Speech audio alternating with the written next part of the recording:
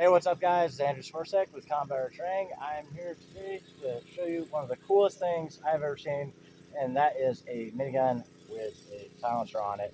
Kris here is going to talk about it, and I'm just going to ask some questions. He's going to answer them. I'm on 3 hours sleep, so bear with me on that. All right, but yeah. So, what made you want to put a silencer on a minigun? So, funny enough, everybody thinks I did it for the noise. I didn't do it for the noise. I didn't care. We just got really lucky. I did it for the flash. Okay. The great thing is, Naval Special Warfare, Crane, they did a flash study on it with all their fancy meters. We actually have 98 to 99% flash reduction. So when you're shooting at night, let's say you're in a helicopter, everybody knows you're there. The problem is you open up with a minigun, then everybody says, oh, hey, there you are. Yeah. Well, now you open up with a minigun, you have no idea where anybody is. You just hear a helicopter. That's it. So that's essentially why I wanted to design it. Plus, it was a fun project. People have tried since 1960. The British, the Australians, a whole bunch of companies here in the U.S. No one's been successful. No one has, I think, ever lasted more than like 200 rounds. Oh, wow. Yeah, we shot 10 to 11,000 today, and we tickled it. So, I'd say we're relatively successful. Yeah. I'm pretty proud of it. We did a good job. Got quite a bit of time in R&D. So, yeah, I was about to ask, how long did it take to get the design down? So actually, funny enough, this picture here on the banner was the very first time we ever took the first generation billet machined one out. So this was the very first live fire demo that we did. After that, it kind of evolved. So we're on generation 3 right now. That was machined out of 17.4 stainless. It died at about 800 to 1,000 rounds. The heat off continuous bursts. Stainless steel just couldn't take the heat. So we switched materials. Now we're at Inconel 625. It's good to about 2,500 degrees, and we've never actually got it above 1,136 on a 1,500 round burst. So we've never actually hit 50% of the threshold of Inconel. We beat the shit out of it. Yeah. Hell yeah! So then, how is this attached? Is it like a? Actually, I'll show you. So check this out. So super simple. It's kind of weird doing this upside down, but this is a standard minigun barrel clamp. Uses a cross bit. Miniguns, since their conception, have had quick attach barrels, no threads, no nothing. So all you have to do is take the barrel clamp, take the cross pin out. Now this, you're good. Oh, yeah. That's it. This is the whole thing. Now to take it apart, you have one single nut in the rear. You twist it apart, and the whole stack. It's hard to see, but here's your blast baffle, your serialized part. Then you have a 1-inch baffle that stacks on top. So it's actually modular, length adjustable, super easy to clean. Very fast to remove, maintain. You'll never wear out the serialized part. You have about 500,000 round life. It's actually closer to 1 million, but I really say 500,000 just, to keep it low. Yeah. Surprise people. Yeah. But if, let's say you do wear it out, let's say you shoot your 1 million rounds, whatever. All you got to do is replace your baffle stack. You're good to go.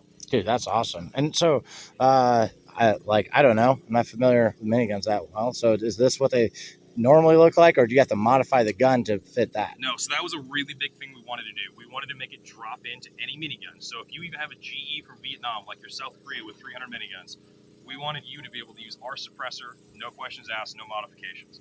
So this is your standard 22-inch heavy minigun barrel. It also works in the lightweights. It's just the simplest thing. Just take your standard or pre-existing barrel clamp off. It comes factory from us with a new barrel clamp. Again, modular, so you don't have to run a suppressor. You can run your flash cone, things like that. You can change whatever you want on it. All you do. So sorry, you said heavy or lightweight or light. So is a heavy 7.62 and a light is a 5.56 or? No. So you have different barrels for 7.62. You have your heavy and light. The biggest way to tell, or the fastest and easiest way, is this right here. Okay. It's a solid profile. This makes it a heavy. When you see it has little bumps or lugs coming out, it gets thin in certain places. Just up front here, that makes it a lightweight barrel. Okay. Sustained fire, they're good for like 1,400 rounds sustained fire. These will take a lot more sustained fire. Okay. So, I like to run them just because of the R&D and testing we do. Like we do 1,500 round bursts all the time in this thing. So it's better just to have a little overkill. Dude, that's cool. I need to do whatever I have to do with my business so I can have one of these. He has a 240 over there, and I was like, oh my God, that's like one of the only guns I actually get excited about. I get excited about like AKs from different countries, kind of, but only a few really. And then I'm kind of doing a Car 15 right now. Miniguns, of course, you can't not get excited about it. Terminator, Predator, Classic. Black Hawk Down even, but the 240 has a special place in my heart. So, all right, what other stuff do you got to show us around here? Quite literally, the whole gun is different. The whole gun? The whole gun. This gun? It looks like a standard minigun, but it's absolutely not. Okay, how so? Oh God, how long you want this video to I don't care. People bitch like, you should do 8-minute videos. Like, you should find another channel. I don't care. All right, so there's certain things that I'm not going to show you because we haven't released it. We are releasing a lot of this stuff at SHOT Show, but I can mention it, just not show you what it looks like. Okay. We have a multi-caliber delinker. The internals are quite different. It's an autonomous loading system, so you don't actually have to manually load it anymore. Okay. You can go from 760 by 51 to the 6.8 by 51. Really anything in the 308 family. Okay. We can swap it out with just one quick attach part and a barrel swap. That's it. And everything essentially is toolless. Holy shit. Yeah, so that's super secret. I can't tell you how it works, but we're going to release a lot of that demo stuff at SHOT. Okay, hang on real quick. I just put something in there. Who should we be supporting so that this can be allowed to purchase by civilians? Oh, God. Solid question. I wish I knew the answer to that. Okay, comment below. All right, sorry, continue. Oh, you're good. So, if you take the... Don't look. Take the delinker off, you have a quick attach guide bar. Okay. A lot of the issues you're going to see in the minigun are going to come from the delinker itself. I mean, it's really more the heart and soul of the gun versus the gun itself. What you're going to see is the handoff from the delinker feeding rounds in or ejection. The DAPS guys shooting these guns upside down on the Blackhawks, they get a lot of malfunctions. Dillon guns specifically, because that's what they use right now. What's in inventory? Well, they have to remove the guide bar. There's a bolt. You know, you got to sit there with your 5/16 wrench in flight, start cranking on this thing. You know, get your tools in there to try to clear it. Well, for us, of course, this one's going to be really tight. I bet you. Yep. I hit a button and I can take my part out. I essentially made the whole gun quick attach. I wanted to be toolless. I wanted the end user to be able to get it up and running faster. These guns are pretty hard to clear. It takes I mean, they're invasive guns. Like it takes a lot. Yeah. So there's no tap rack. Right. This is not sports or pops by any means. So the easier I can make it for the end user, that was my goal. Okay. Hence, again, solving major malfunction problems. If you look at True Velocity and Dillon, for example, you'll see a lot of the shorter bursts. No offense, guys. I love your True Velocity. Hi, Mark. That being said, I fixed all the problems that you guys have with running your ammo in miniguns. My guide bar specifically, yes, I did patent it. I have never had a malfunction with my guide bar yet with any sort of plastic ammo, so fix a lot of that. With plastic ammo, you said? Yeah. So PCP like a Palmer Yep. case? Okay, cool. Yeah. I love that stuff. I do a lot with PCP.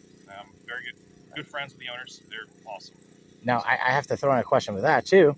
Okay, like Predator, man portable, backpack. Ain't gonna happen. Not going to happen There's ever? about 300 foot-pounds of recoil on this thing. Okay. So the second you open up, I mean, What it's about? just not safe. I'd seen I think like I don't know, like a decade ago now that FPS Russia guy, he had like a 5.56 minigun, didn't he? So way back in the yesteryear, it was an XM214. It was a 5.56 minigun. It just never picked up. I don't know that video. I've never seen that. Okay. I do know like ProFence is a 5.56 minigun. You look at Empty Shell, they have a 5.56 minigun. These are truly work. Okay. Well, it'd be cool if you made one. So like that'd be cool. Gotcha, bro. Ooh. Aha. All right. Yeah. So we have that. Literally, it'll just snap back in. No big deal. So it's easy to clear malfunction. So oh man, it's the easiest thing in the world because usually you're sitting there with the needleless pliers or a flathead screwdriver and you're digging rounds out of here. Like you're trying your best to manipulate brass that's swallowed in weird positions. Yeah. Well, now I can just hit a button, the whole thing falls apart. I can spin the gun under power or spin it with a screwdriver and it self clears. It's so simple. It's not fun. So we're seconds into minutes of clearing. Are you gonna make videos on you guys clearing malfunctions? That'd be really cool. We have yet to have a malfunction, so I don't know. Okay. All right. That being said, I don't release this stuff to the public yet. You have to understand that. This is military only. Like this is the first time I've ever brought it out to public. Okay. So it's usually at military demos and that's it. Okay. It's probably one of the last times I'll ever bring it out. Oh man. So well, the very government fortunate. gets the privy of how it works and how it happens and all of that. You basically saw more than anybody else. Okay. There. Now it's going to be on YouTube, so perfect. Cool. This one's a little bit tight. I know, just because taking it out, but just snaps back in. And that honestly did not look very hard. It's really not. It's the easiest thing in the world. All right. That being said, we're going to spin it around. Mm-hmm. So I have a new safing sector. It's kind of a mix between a GE, Dillon style stuff. We're on a safing gate, top cover. We had some requests with 160 SOAR and Lockheed Martin. We threw it in there. We did a quick revamp in 24 hours. We 3D printed some new stuff in titanium. They're super happy with it. It's hard to explain what it does unless you know all the generations, but now we have full control over more than we really need to. It's pretty overkill. That being said, what we'll do, bolts on it. So in here, when you look at it, my first patent ever, and I'm really proud of this because it's, I mean, just super cool, especially in an armor standpoint. If you want to take the bolts out, everybody from GE to Garwood to ProFence to STS, really anybody, you've had to take a 5/16 wrench, socket, whatever, and you're cranking on these tracks to get the bolts out. Like it's a pretty big process. There's a lot of tools that are involved in it, right? Well, again, going back to, I wanted the end user to be able to service this thing fast, get it up and going, fix malfunctions, clear it, whatever. Well, I don't want tools. Tools take forever. So you can use the meaty part of your finger. You can use, I like to use the glass breaker on my knife. You can use a pin, a 308 bullet, emery spoon, I don't care. But now, again, instead of a nut there, socket and wrench, what I can do is I can take the track out, I can slide my bolts back, and then the bolts come out. Okay. So super simple. Again, it's a toolless process. And that's it. Now it's really simple. Dude, that's awesome. Is there anything else on this? Oh, yeah. Like, just started. So I asked how long you want that video. Okay. I don't care. Like, this is one of the coolest videos I've ever done, honestly. You're like, man, I don't know, I'm not good on camera. I'm like, oh, no. This is cool as shit. No, that's what I say about myself too. We'll push back a little bit. Okay. Well, housing 45.8% lighter, 2.5 times stronger than anybody else. 3D printed titanium. All the updates built into it. Got rid of the cumbersome yoke. Built everything in as we printed it, etc., etc. Competitor stuff lasts 1.5 million rounds. I last at least 4 million rounds before service. Dude, fuck yeah. On top of that, we took out a cumbersome part that I hate. I don't really care for yokes. We're 4.25 pounds assembled, complete with our system, with a vertical arm adapter, the optics mount, and all that. The competitors are usually about 4.1 pounds. So we're a tiny bit over, but we took, a 3 to a 7 pound part, depending, titanium, steel, things like that. We took it out, we got rid of it. So we're actually substantially lighter in a lot of aspects. That being said, so the print stuff, the last really cool thing is the rear assembly. So what we did is, let's say you want to go from a Dillon GCU, so the gun control unit, to mine. Well, I have. Sorry, what is the Dillon? The Dillon Arrow's a competitor of mine. Okay. Okay, so they make miniguns. They've essentially been the only person to sell miniguns to the U.S. government since late 90s. Okay. So they kind of own the market on it. Okay. And so that's their control unit, like the trigger? So they have their own system. Okay. If you want to use their system, ours is backwards compatible. My biggest thing is I want everything to be 100% backwards compatible. Yeah. That's my goal. Yeah. So if you're a country like, let's say, South Korea, you don't want to spend hundreds of thousands of dollars for new guns, systems, updates. If you can piece together little by little to make your guns run in inventory that are missing, let's say, a bad guide bar, they're missing, a firing pin spring, anything. I want to be able to supply that no matter what. Yeah. So that's what I did. Now that we are releasing 2 different guns at SHOT Show, they're going to be different. I'll leave it at that, but they won't be backwards compatible. Okay. But this one is. You got to start somewhere, right? So this is my spade adapter. Your spade grip houses your GCU. It's essentially your grip system. Okay. So to do anything, I have one little cross pin. I can pull it out. Now I can slide this off. Oh, cool. So that being said, if you want to use a competitor's GCU, you can use my adapter. It plugs into the same legacy 4 holes that they have. I made sure everything matched up, lined up, things like that. You can use my adapter on and off, transport's easier, things like that, or you can just switch to mine, and I'll tell you why I like mine better. Why do you like yours better? Because it's true variable speed. It's got a smart computer. Okay. It has an internal battery that lasts 30,000+ rounds.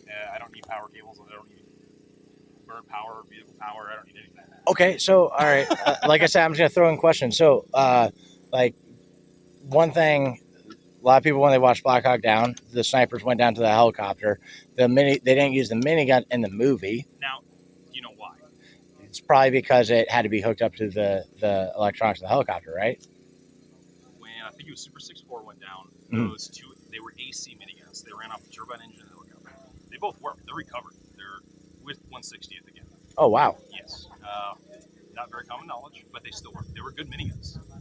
They just didn't have power, so you couldn't run them. That could have saved everybody's life. It changes everything. But they didn't run. So these could, though. These do. So I didn't bring a battery. I didn't feel a point to it because we're not going to run this. This is literally just a spare gun that's going to sit here. We wanted people to take pictures with it. Okay. I have a lithium-ion battery that's 3.5 pounds. It'll fit in your pocket. We can actually jump sort of Black Hawk helicopter with it, and it slides into this interface right here, and that's it. Dude, this is one of the coolest fucking videos I've ever done. This control unit, I believe, yeah. So we have the option. You can do true variable speed or single speed or both. I like single speed more than anything, to be honest with you, and just like to shoot. So variable speed is nice. We have a smart computer, so we can set it internally. If you want 1,000 RPM minimum and let's say 3,000 maximum, we can set it factory default, whatever you want. We don't allow end user to interface to it and change it. But anyways, this is all single speed. So you can pick a trigger, variable speed, or single. You get the idea. Yeah. I don't know. Sorry, I just Dude, went blank. No, this is totally cool. All right. So, anyways, any other, we can end the video now. Any other information you want to give them, like your website or? Yeah, if you want, please check out my Instagram. It's DTV Arms or my website. I mean, obviously, you guys have to understand this is military consumable product. Like, this is not really general public stuff. You'd have to show me a Form 2, Form 5, or I'm sorry, a Form 2, 3, or 4 gun, so a transferable or a post sample for me to sell you parts. Okay. I just won't sell to the public. Yeah. Okay, cool. And then, but that's really it, man. If you guys want to give me a follow, that'd be great. Yeah, and then what got you into this? Like, what started you on this? Funny enough, I bought a GE gun years and years ago when I first got my SOT, and I hated it. I'd never seen a competitor's gun, nothing. I like to drink a lot of whiskey, I'm not going to lie. So I started drinking and sitting on my chair in my living room, and I got on my laptop, started drawing CAD, and I'm like, this is what I want to change. So reverse engineered most of the gun and changed what I wanted. And years later, this is kind of the end product. I never thought I'd go this far. I did it for myself. But here I am. Did you go to like college for engineering? Yeah, or mechanical engineering. Okay, business too. Right on, cool. Yeah, because sometimes it's like, guys that didn't even go to school for it, they're just good at it. Were you like good at it before too, or?